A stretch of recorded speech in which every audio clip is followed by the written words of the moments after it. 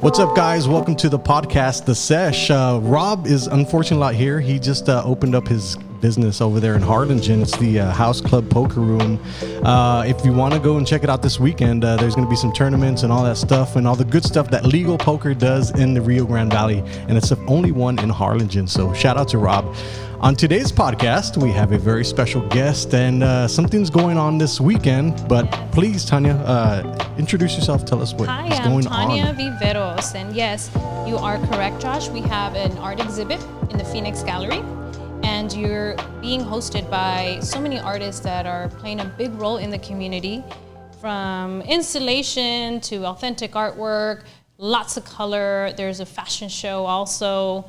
There's so much networking happening in the Rio Grande Valley. And I think as artists and as community, representatives, we need to be informing the community of what's happening.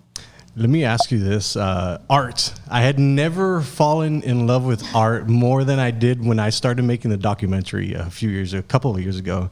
And I kind of just was always in the music scene, and that's a different type of art. Oh, yeah. But when I started seeing, appreciating people's art, when you actually know the person and you see what they've done with the art piece, that takes it to a whole different level. And I've never experienced that before until 2 years ago when I started getting introduced into the space. The Phoenix Gallery is a pretty badass place. Can you kind of tee it up what visually people see? I've done them on Instagram stories before, Yes. But when you get there, it's quite the scene. Yes, I love going in there. First of all, it's in downtown. I'm not expecting a gallery to be in downtown, so once you get there and you just climb those stairs, mentally you're already thinking, okay, I'm leaving the natural space. Mm-hmm. I'm leaving whatever's out there, and you're climbing up the stairs. The minute you open up that glass door, you're just in a whole new world. It's like a little hole in the wall. It's a little gem. Yes, it literally is. When I met Uriel, the gallery manager, and I saw it, I was like, wow, I can definitely live here for the rest of my existence. Yeah. Because it is so authentic, it is vintage, it has something that you don't find in the Rio Grande Valley, common. It's usually a gallery space. I'm an academic artist, right? And it's a very formal setting. You have a large space, artwork in the walls, right? Specific measurement, all this space in the center. This is very different. These are rooms and gallery works everywhere, but the quality of the work is just really neat because you're not expecting that in that area of McAllen, because it's more laid back. Yeah. But it's just beautiful, and I highly recommend for people to go and visit it. Yeah, they just need to check it out so they can be in the area, and Definitely. It obviously inspires people. When you walk in, you see stuff, you smell stuff. It's the whole experience. I think that place is very special for. Had there been a bunch of art shows before this? Yes, we've had art shows there in the Phoenix Gallery previous, to this show that's happening this Friday from 6 and above, right? And we've had in previous months, but of course through COVID, things slowed down a little. But we had the last one, I think it was last 3 months ago, about 3-4 months ago. But they're very consistent with their art shows. It's something that I always look forward to. Something's always happening. There's always another thing I want to highlight about this specific gallery is that they network with local either juice companies or catering. So you have Cater by España. You have juice from Juicy Fruits. You have people that from here from the valley. It's not just... They're keeping it local. Yes, and that's beautiful. Supporting local artists, local people, not just going into a big store and buying all this merchandise and can here are the hors d'oeuvres, okay, eat up. It's something that you're connecting businesses with businesses. Yeah, and I think it's a very interesting thing, especially from, for me, as an entrepreneur or an investor or something like that, investing in these pieces is kind of a cool thing because they're local talent that you kind of know the person. That's best. I just got his painting or something like that. Can you kind of touch on the level of artistry that's there? Yes, one of the things about that specific gallery is that these are artists that are not only full-time artists, they dedicate so much time and they're constantly contributing to the community, and they make authentic work based on their specific story, their specific taste, And when you buy things from us, we're still alive.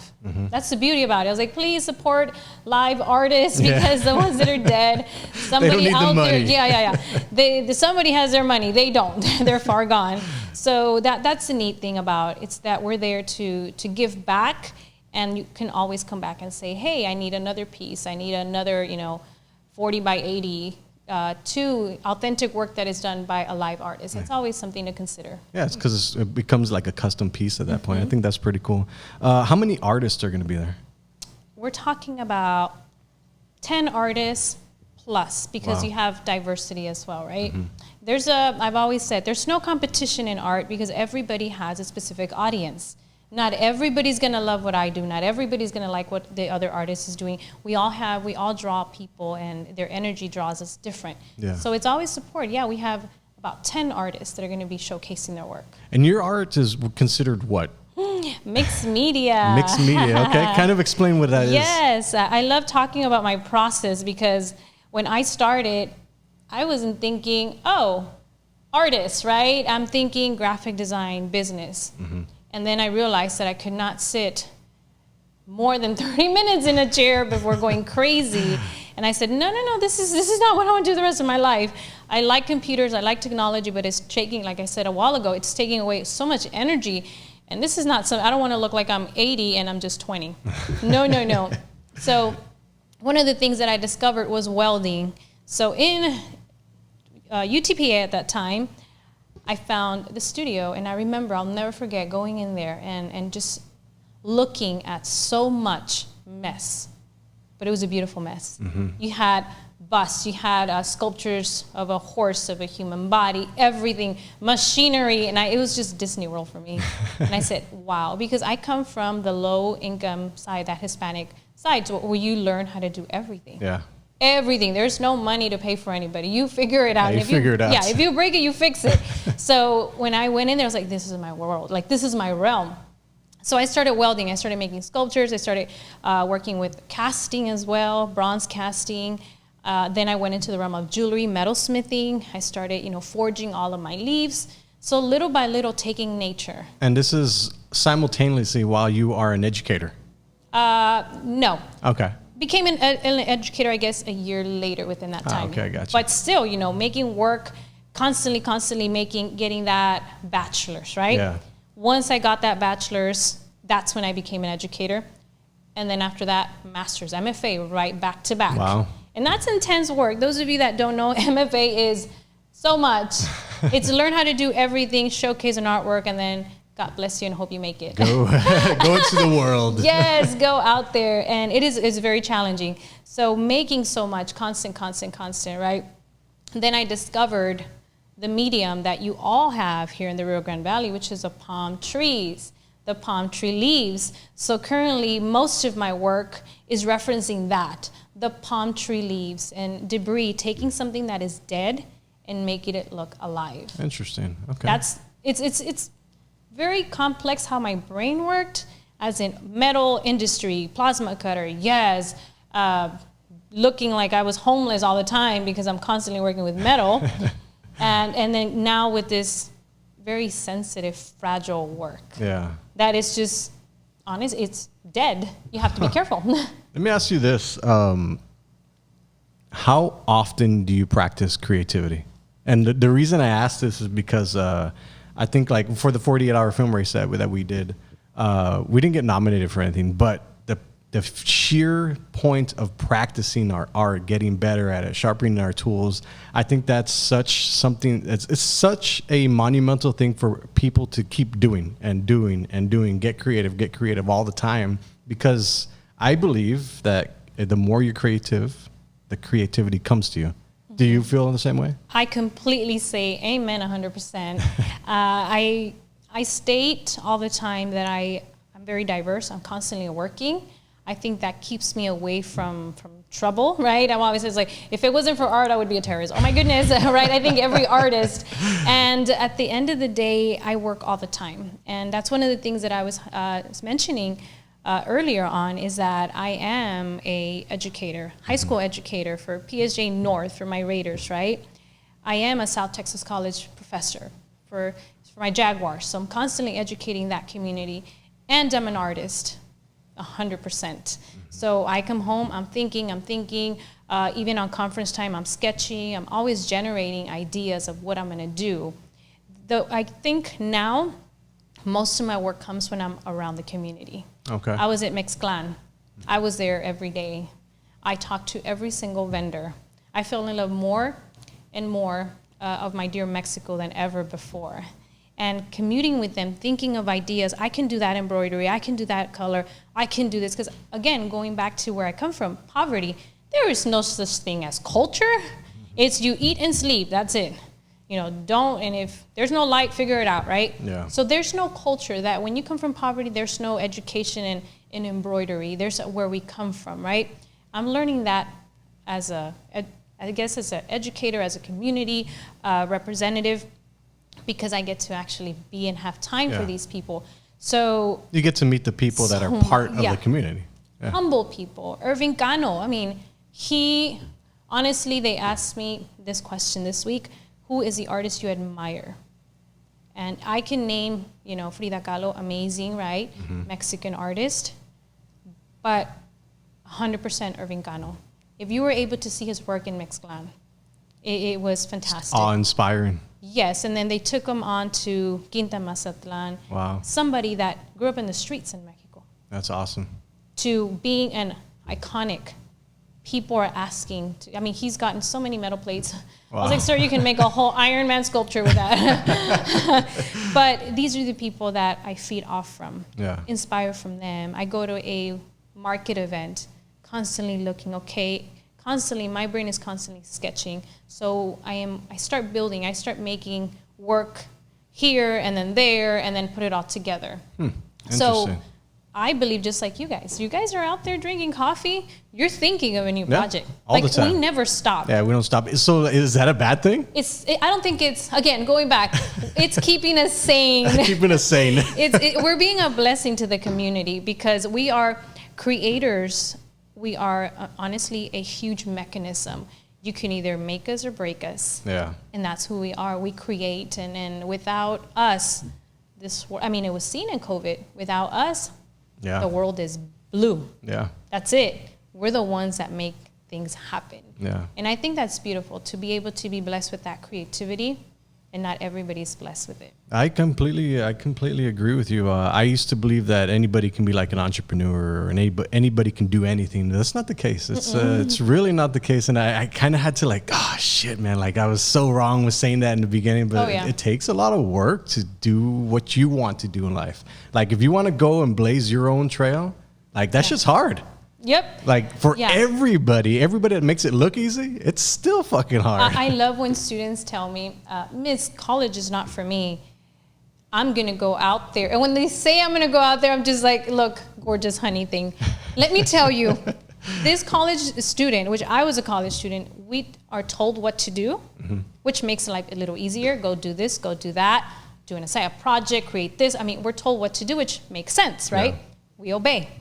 Nobody's going to tell you what to do. You figure it out. You're going to fall flat on your face. You're going to cry. You're going to get up. You're going to say, oh, crap, I haven't done anything. Mm-hmm. It's hard. Yeah. And that's okay. It's harder for you.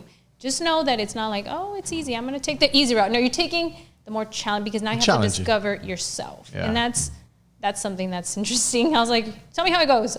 Well, that's not to say that it can't happen because I think for a lot of people, when they start new ventures, for a few of my friends that just started new ventures, they're like, I haven't made any sales. I haven't made a sale in 5 years, dude. You just keep on grinding and grinding until it happens. That's at that point where you have an event and you don't sell anything and you're demoralized. Shit, is this really what I should be doing? That question goes into a lot of people's minds. Is how do you deal with stuff like that? Or how do you tell people just keep going? I exactly use others. Just keep on swimming. That's it. There's no right or wrong way. Don't compare yourself to others because that's the worst thing you can do. I know we do it as a human beings. It's like, oh, so-and-so is going that far. So-and-so is doing this. Going back to that advice that I give them. It's college is not a good or a bad thing. Being self-employed is not good. Is it your thing? Right. Is it your thing? Never mind if it's anybody's thing. but just keep on going. And you know what? At the end of the day, we will all reach a point where we're going to look back and say, oh, this worked out, and that definitely didn't work out. But it's just keep on doing this, what you're doing. If what you're doing is giving you a good outcome, even if it's small, keep on going and going. Because if you stop, then you're never going to know. Yeah. So it's just looking and surrounding yourself by people that are going to inspire you. And sometimes finding that community is pretty hard. It's very challenging, especially in the art world. And you know that, because we're all in the art world, in that creative space where it's hard to say, hey, let me give you an advice, or let me give you a tip without somebody giving you that feedback, that criticism. Yeah, even the humility of taking the criticism is like, oh, yes, I already did it, bro. Oh, yes. I was recently talking to a manager, boss of a huge perfume company, and I was showcasing my designs. Again, this is not an artist. This is not anything. And accepting a criticism from somebody that has never picked a pencil. Yeah. It's very difficult, but I always had to take it back. Go back to my grad school times. Tania, this is not, they're just giving you a constructive criticism. Go out there and make it better. Yeah. Going back to the ego, go and prove them wrong. Yeah. It's always my thing. It's like, don't ever tell me I am 5'2", but sometimes I feel like I'm 4'8", literally. And you tell me, don't climb that tree. I'm going to climb that tree. It's like, why? Because challenge has always, I was raised around boys. Yeah. It's a thing. Only girl, 4 boys, only thing. Like, it's in my mind, it's do it. Yeah. I always have the perception of competition is a good thing, even though like you don't want to per se say it like, yeah, I'm going to compete with you. Like, competition is a good thing. I think it really shows like the level of skills that person can bring within that community. And it just makes everybody better. Like, you always want to see your competitors. You don't want to compete against somebody that's not up to your level or anything like that. Like, you want to compete with the people that are the best in that industry. Yeah. And I think everybody should go through that. I agree with you. Because you don't know your full potential until you challenge that potential and you say, you know what, I'm gonna start and I'm gonna end. And if the worst thing that can happen within that competition is that I grew, that I got better. Yeah. Nobody loses. Yeah, there's a theory of a winner and a loser, sure. But in the end, you grew and you realize, hey, this is how good I am, or oh, guess what, I suck, I need to get better. Yeah. Just reality, right? Lets you know where you are in that industry. Let me ask you. Are there like rock stars in the artist space right now, and specifically in this area? Rock stars? Like the people are like, oh, there's that guy or there's that girl that's walking through. Like, is there the people that like chat like, oh, look at? I think they are. I mean, I think that celebrity. You mean that? Yeah, like the celebrity type of vibe. Thing. I think they are, and I see it. Like, I see it. Why, when you're involved around the community, you start seeing who's who. Mm-hmm. When you go to these meetings, to either board meetings here in McAllen, Edinburgh, which my hometown, you start, okay, that's so-and-so, and you see it, and you automatically, even with artists themselves, it's like, oh, that's so-and-so. I mean, I always reference, Uriel all the time. I always reference pop culture. Mm-hmm. I love them because they represent, a lot of where we come from. So it's like, oh, that's pop culture. It's like, yes, that's him. It's him at 3 a.m. spray painting, and please don't call the cops on him. He's there doing a good deed. Well, interesting enough, I went with Uriel to Houston, and we met his buddy Colby, and I got to film he was doing wheat pasting on the 3rd Ward in Houston. Oh, wow. And I've never gotten to take part of, like, I guess art performance is what it would be called. It's performing arts, yeah. Performing arts, and I never got to experience that. And the first time I experienced it was in the slums of Houston while cops were passing around, and like it was a lot of homeless people around. I was like, oh, it's kind of a little sketch here. Yeah. But it was the most raw thing that I've ever got to experience, because you're kind of looking over your shoulder, but you're also looking at what's going on. You're filming, and there's so many senses. The real deal. Yes, right? The real deal. That's a true. I guess you were. When there is a ceramicist and that ceramicist is creating that piece, right? Mm-hmm. They're dirty, but they're on the zone. Yeah. That's exactly what you guys were experiencing. Yeah. That's it. It's pretty cool. It's not going to get any better than this. No. This is it. And that's fun. Yeah, and I got to document the whole thing too. It's That's cool. beautiful. Like, it's awesome. You're very blessed. Yes, I really am. Like, opportunities like that, they don't come up very often. I think yesterday also, I was hanging out with Uriel, and he was actually doing a part for the documentary that we're filming, where he was spray painting over a Bansky. And it was like that. For me, taking that in, not being from the world, not being familiar with artistry at that level, to me, it's like, wow, I'm filming something badass. But for a lot of people that are going to be watching that, it's like, oh shit, like, what is that guy doing to that art piece? What do you think about what he does? I think it's brave. And like I mentioned to you, looking him up, and it's like, okay, what's going on? Why do I see, artists? Yeah, I mean, we have that rebellious in us. And that's what really marks us. I mean, there's a fine line within, going in and creating a crime versus you're creating art for art's sake, right? Yeah. It's him. I can't do what he does because that's not me. My style is completely different. If I'm gonna make a statement, it's literally wear on very, very bright clothing and walk in 10th Street, and you will see me because you will see me. Big old sombrero. I create attention with how I dress, but that's just me, right?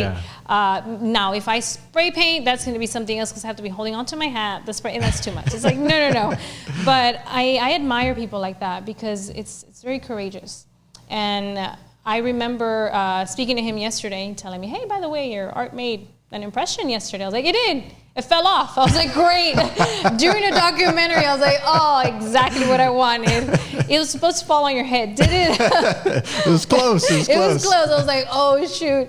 But no big deal. But yeah, no, it's fun to see that there's artists that still exist within that realm. Because like I mentioned earlier, I'm an academic artist.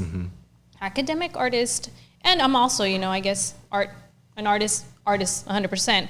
Academic artists, very formal. There's a specific format, right? You create the piece, and if you're going to spray paint, you're going to spray paint with either a wall or a canvas. So it falls into certain parameters. Oh, yes, it's a box. Why? Because I come from the academia, right? I have a PhD/MFA in the arts, so you are taught all this.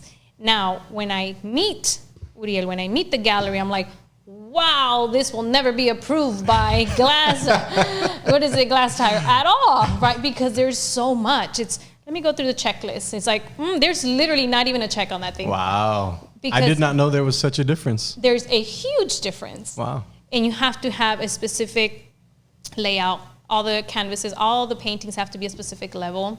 There's a formality. Just like you were talking to me earlier about the filming fest, right? There is specific thing. It's exactly like that. Wow, okay. So for you to step in and get your work accepted in a formal gallery, that takes a lot. Yeah. A lot. I did not even think about that. You're right. You can take your book, you can take your website, you can take whatever, you can take a whole crew, and they're going to still consider, oh, okay, we'll consider you. That's why major artists, huge artists, just like Uriel, what he does, started doing. Wow. And they see a gallery that is so formal and they're taking out sculptures. While this is happening, they're shoving in theirs without permission. Interesting. And everybody's saying, oh, that's a new art show. No, he actually broke in and displayed his work. And guess what? Wow. Again, looking at how far you're willing to go to let people know who you are. Right. And that's okay. We all do it. I know a lot of people are like, well, what's too far? We all do it. We all do it. Yeah. But artists make it happen. Interesting. And that's what he does. Yeah. He's an interesting character. Let me ask you this now. I see a lot of art, a lot of people that are trying to build brands on social media.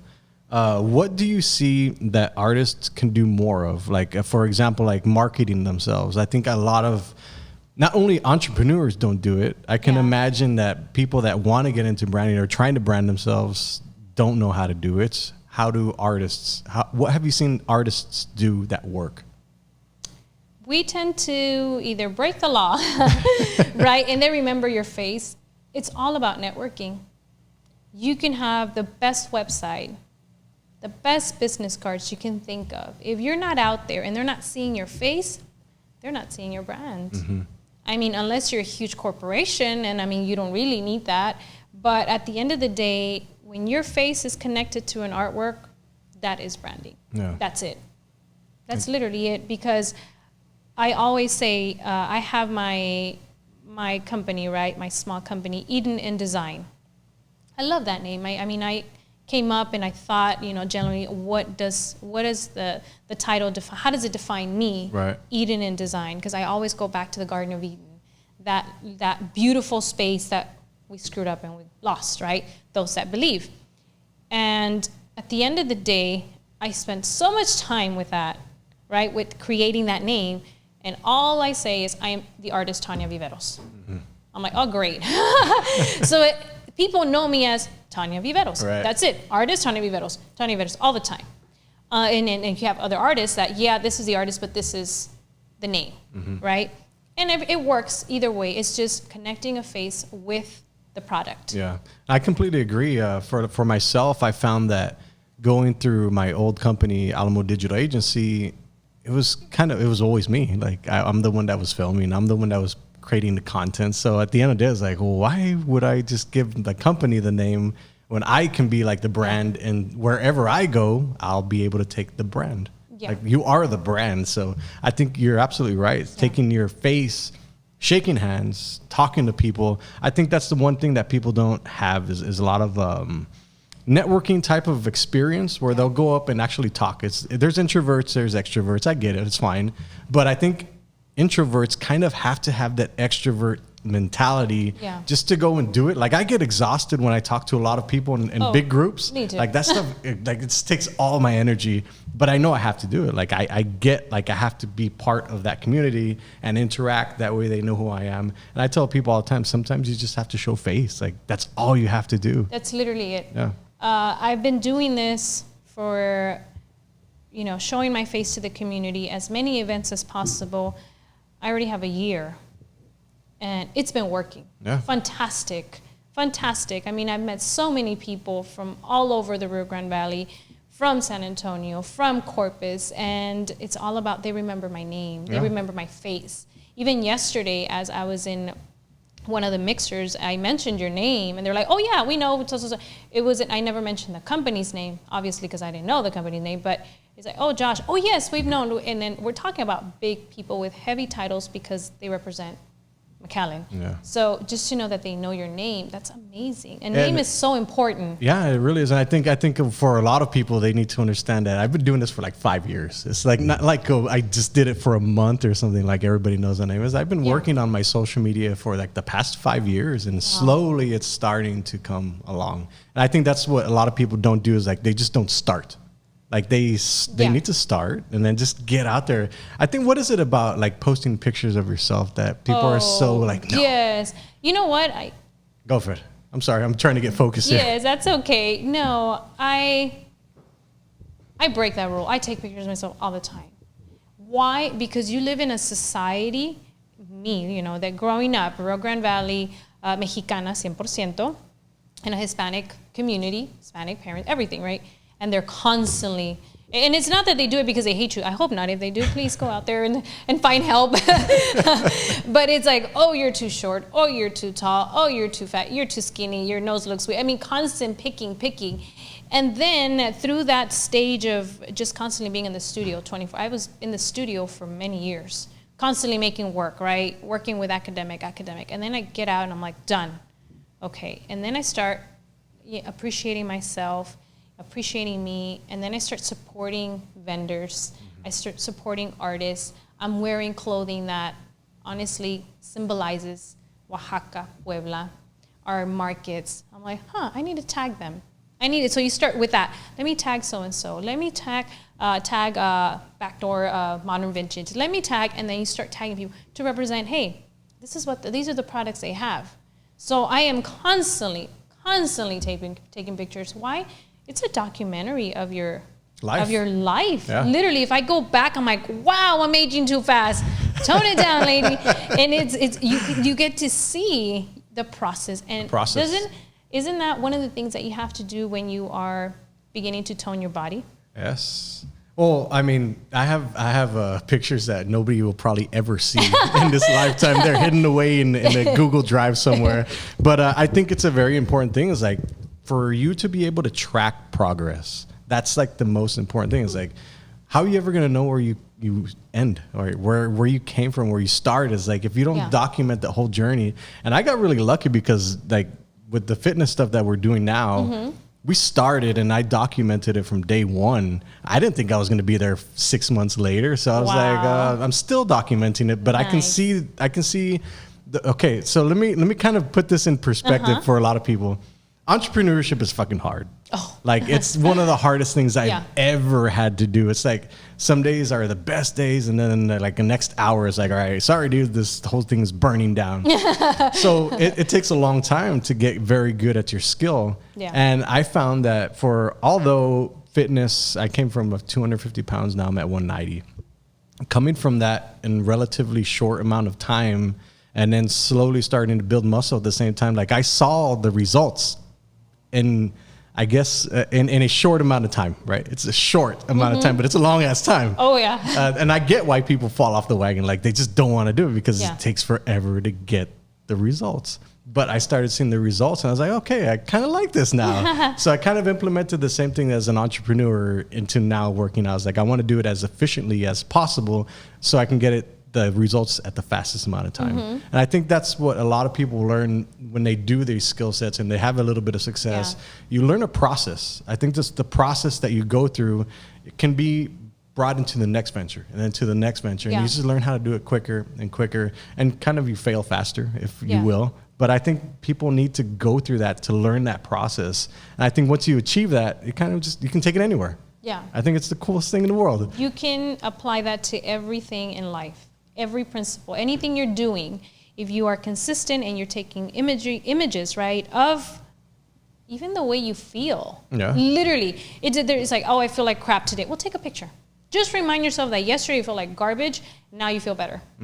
I mean, every picture that I take, there's days that I'm like, wow, I am tired. Or there's days like, how did I even survive that? You know, I went through 7 events on one slot. Damn. And that's a lot. That's a lot. So document your progress. Just like you document your kids. I mean, I used to document my kids all the time, right? Then I was like, Mom, stop taking pictures. I was like, okay, you're in the minute they tell you no more pictures, you're like, wait, you're growing up. What's going on, right? Yep. But no, it's like, okay, well then that's fine. Then all the cameras on me then. But it is important that you document and that you're consistent and persistent to see that progress as an artist, as anything. Yeah, I think what a lot of people fail, or not fail, I think what they think is like, well, nobody cares. Like, why does anybody care that I'm posting this? That goes through my head all the time. It's like, and let me stop you there and go, just like I go in the road, 60, and then, oh, my stop. You know, everybody comes forward. I don't even know how many people, but it's been more than 10. I can tell you that off the bat, that tell me, okay, your pictures or the way you dress or what you say. And I'm not somebody that's very philosophical. I'm going to tell you what I'm going to tell you. I'm going to make you cry or laugh. There's literally like no in between. Yeah, literally. I'm very straightforward. So many women out there that say, I mean, you inspire me. You inspire me for this. Wow, you don't know what you're doing until somebody out there tells you, because you said this or because you dressed like that, you motivated me or reminded me of, but you don't know that. Yeah. You won't till later on. You just keep on doing that. And if it bothers, you're going to have that audience that, oh, she hates I roll my eyes at my own post sometimes. So I was like, dude, what's it? Yes, me too. I'm just like, okay, that's, even when I don't feel, that whatever, glamorous or working, it doesn't matter. I'm just post because you never know. And I promise you you're impacting a lot of people with what you're doing, especially in the Rio Grande Valley. Let me ask you this. I feel, I don't know, I could be wrong, but for women, it's a lot harder in the social media space because, like, I think we were talking earlier, it's like guys can throw a little piece of gel on their hair, wipe their face, throw on a shirt, and we're out the door. Mm-hmm. Like there's a lot more pressure for women from every angle, like from being a mom to being an entrepreneur to being an educator to starting life again after COVID. I mean, kind of touch on that because I think that's a very important part that a lot of people kind of take for granted. It's very difficult. It is challenging. It's challenging to, I can't even kind of generate the process of, because it's a standard. If you look like crap, you're going to have to look like crap forever. The minute you make a change, it's expect an audience to start asking you questions, or expect anybody out, literally your family. It's like, oh, why are you dressing like that? What's going on? What changes are happening in your life? But it's something that's important for women. Like I mentioned, I was welding 24/7. I literally look like a football player. Black everywhere, dusty everywhere. I look awful. But little by little started cleaning that up because, hey, I had to show my artwork. I wasn't going to look like I just stole the work. So literally I had to be in a gallery cleaned up. But as women, it is very important because we're attracting people, and not in any other disrespectful way, but, we are visual individuals. And you want to see, okay, that woman is well dressed. Okay, that woman's secure. I can have a conversation with her. I can have business conversation with her. She knows what she wants, because how do I know she knows what she wants? She knows what she wanted to dress like. She handpicked, selected her entire wardrobe. That means she can make good choices. If you are not well dressed, then you're like, whoa, your choices are going to be a little iffy because you don't know how to combine or how to, generate your outfit that's going to really speak your persona, right? Yeah. How we dress speaks of who we are, how we feel, and what we'll actually, have, what production we're going to have. Yeah, the impact. Yes, and that's very important. But imagine having, as a woman, I'm not saying anybody else is less, having to think, okay, this is how I have to dress. Me, I'm speaking about myself. I always pick my outfit at night, never in the morning. You wake up late, that's it. It throws off your whole day. Oh my goodness, yes. Like for a guy, I have like the same 4 shirts. I'm like, let's go. I'm out. Nice. Yeah, I know. I'm thinking, okay. And then, okay, the accessories I'm utilizing. Who am I representing today? Okay, I'm representing this boutique. Okay, this. Now, after I'm done, okay, car, everything else that has to turn on my car. Make sure I do 70 million things before I even turn on my car. Yeah. But it is very important because this is it. Like, that's how you showcase yourself the entire day. You either make it or break it. Yeah. I also feel like a lot of times, a lot of people let their day get ruined. But like, say, for example, you forget to put your coffee mug on the lid on top and it spills on you. And that just literally ruins the rest of your day. I feel like a lot of people let low-level stuff affect their day. Like, do you deal with it? You know what? No. And I have to be very, very... So how do you get past that? Or how did you become... I just had to realize that, there's only 24 hours and nobody's going to give them back to me. Going back to what I mentioned, Jordan Peterson, he states this all the time. It's, life is short. You only have 24 hours. That's it. Don't waste them. Don't waste them, because you're over here in a shitty mood because of whatever, the stupidest thing ever, right? Then you know what? That's not fair. It was only 5 minutes of your life. Yeah. And it robbed you. Literally. Yeah. And that's it. You decided to allow these 5 minutes that were so awful, take over the 20 hours. Yeah. That's not fair. That's not fair at all for life. So always have that in mind. I always do. And there's times that if I do spill coffee on me, it's like, okay, let me spill more. That way I can actually make an impression. Like, ni modos. There was a time where I still drop food on myself every time I eat. So it's like, it's kind of part of who I am, sorry. But going back to Jordan Peterson, he just recently said a quote like, it's better to be a monster and be able to control it. I think that is one of the most profound things I ever heard, because it's kind of like, what human beings are capable of. Oh, yeah. Every human being is capable of that at some point if something were to happen catastrophic in their life. Oh, yeah. We're human. It's better to be a monster and be able to control it. I don't think there had been any truer words spoken, because, for example, what happens if you go out in life and something happens where you have to defend yourself or something like that? Like, you kind of need to be that person. Yeah. I'm from the train of thought where I'll always give everybody the benefit of the doubt. Always. Like, I've always been that type of person, but I get what humans are capable of. Yeah. So I'm always have a little bit of a guard of like, we're very particular about who comes into the studio and stuff like that. So it's a very interesting world we live in now. Let me ask you this. From your students' perspective, what do they deal with, like with social media, with like life that's going on? What do you see from their point of view? Wow, these poor things that we honestly bombard, they've gone through so much. But like I tell them, no excuse, you better get better. you better get better. It's like a nasty virus. Like I always tell them, it's like a nasty virus. You're only going to get stronger. They're like, oh, wait, you're calling us viruses? Maybe. Just put a pin on that. No, and going back to what you were saying, having your guard up. I grew up in the ghetto. Yeah. There was no way we could afford a single gun. Literally no. But it was that house was always, I mean, I had knives hidden everywhere. You never know. No AC. You had to have your windows open. You know, we lived in front of bars. Like, wow. We had Hollywood Adventure every night. It was something that your heart was constantly going and rushing. So knowing that I come from that background, I'm just like you. Yeah. I don't trust a soul out there.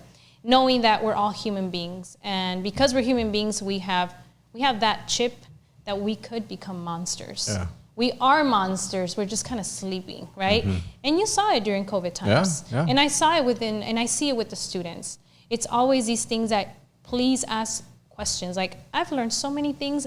This school year, which just started, have 3 weeks. And I have about 5 students that have to manage life that you're going through, that I'm going through, all together. These are what age? These are 17 years old. Wow. They're young. They're 17, 16-year-old that they have to be a mom and a dad. Wow. There's some that live in Reynosa. They're driving here to the valley. And I'm like, what? Wow. I'm complaining just going up, down the street, having to drive to work. I'm such a wuss. Yeah. So I am constantly talking to myself with that in mind. But oh no, I have to take care of my siblings because I don't have a mom, or my mom left me. Scenarios like this, or we don't have a dad, I'm the only thing, so I have to put gas, come back, take my brother, sister to school, and then pick up my mom or drop off my mom at work, and then do all of these, so much responsibility because their parents left off in yesteryear, right? Mm-hmm. And that's not one, there's a lot of them. So as educators, we need to be mindful that, please, like, yes, I understand you have to do the assignment, but honestly, who cares? Yeah. Literally, who cares? Yeah. Okay, you creating that work of art or you doing that assignment is not going to change the world because you trigger them, right? Yeah. It's get that work done and you come so aggressive for something that you're probably not even going to grade, let's be real. And that student bursts and turns into a monster. Yeah. And there you have a huge terrorist in the classroom because he's going crazy, threatening. You don't know what he's gone through. Also, and that was literally just like the last straw. Yeah, yeah. And also a lot of people learn differently. Like I've only found out about myself like these past 6 years. Like I'm a visual learner. I need to listen to stuff. I can't write stuff down. I can't read stuff. I hate reading, but I think people need to understand how they learn. Oh yeah. That's a huge thing. Because if you don't learn how you learn, well, you're going to get frustrated. Oh, definitely. And then mind just turns off. Yeah, and then we're embracing a new generation of technology. Mm-hmm. That did not work out today. For me, I was just like, okay, we need to go back. I mean, I'm teaching them how to create a website. Yeah. Something that you learn how to do in college. I'm like, no. Let's start making a website. Okay, this is the website. Go in. Guess what? It's blocked. There goes what in the heck? This was an hour and a half planning, and now it's done. I was like, okay, plan B, we got this. So I'm the one trying to keep cool, and they're like, oh, how can we unblock it? I was like, okay, who knows how to hack the system? Because we really have to. But that was awful, right? A generation that is built on technology. Yeah. Now, even if that darn thing was not blocked today, not a lot of them would have gotten it. So how do you manage that? Okay, what is it that you know how to do, right? I had students that were taggers. I mean, that's it. So what would I grade? Their clothing. How they would just be tagging their clothing. Interesting. That's it. I told you to make an artwork. You did. Great. Let me see it.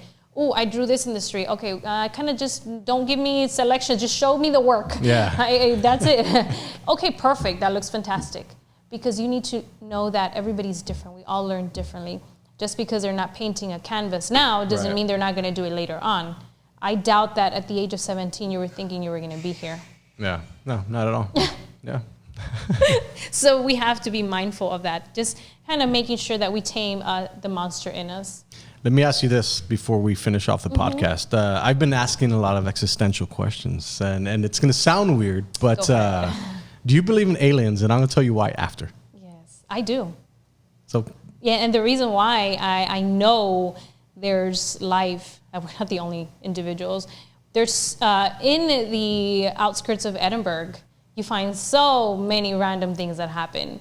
And one of the times that we were driving, I was leaving from my grandmother's, which is out, honestly, in the wilderness of Edinburgh. Driving out of my grandmother's, my husband's with me, and then it's just like a two-way street. That's it, right? Driving, and then we see a huge light. We're like, okay, we're gonna die. This is it. I'm thinking it's a huge trailer. I don't know, something big is gonna hit us.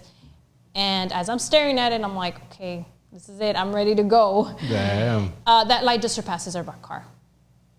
I'm like, wait, what? I turn my head, and then of course I see this white, huge ball that kind of diminishes and turns red, and it just hovers in the side of, the area. When was this? We're talking, it happens all the time in Edinburgh. Those of you that are out there see it. I see about, it was a chunk of time, like 15 years ago. But Wow. it's constant. It's not something, I don't drive that because now I'm a little older and I'm like, I know, I don't want to be driving at 8 o'clock, right? I go, wow. So, and I saw it, and I was like, wow. My husband said, do you want to check it out? I'm like, is that the way for you to getting rid of me? Like, this is not going to happen. And that happens. Like, it's very consistent. You see these type of things in the outskirts of anywhere. Okay, so let me pose my question to you now. What if we were the only things that were alive in this universe? Yeah. Like, say there's nothing out in outer space. There's no other planet that has life. What if we are the only human things that will ever have in human existence ever? Wow. I think that's amazing at the same time, because then that means we evolutionized. We became our own, our own challenge. But that's just as good. Yeah, I agree. I think it's a very lonely thing, but also it's a very special things. Like, you're only going to get to have this experience. That's it. One time. And you know what? Even if it's true, we still get to have only that one chance. That one chance. Please don't screw it up. I mean, make sure you make wise choices, because we only have today. Yeah. Like, literally today. Yeah. There's no tomorrow. There's tomorrow if we open up our eyes, but that's it. Yeah, it's not guaranteed. It isn't. Well, Tania, let us know one more time what's going on this weekend. Yes, Phoenix Gallery will be there. Artists. We're going to have a great show, great event from 6 and on. So we're out there. My artwork you can find my artwork in the Phoenix Gallery. You can find it in the Incubator. You can find it in Innovations Gallery. You can also find it in STC Pecan, the B building, also showcasing my work. So my work is all over the Rio Grande Valley right now. Yes. That's awesome. So Tania Viveros is just the name you'll find. Perfect. Well, Tania, thank you very much. Thanks for coming on the Sesh. We'll see y'all later. Bye. Yes.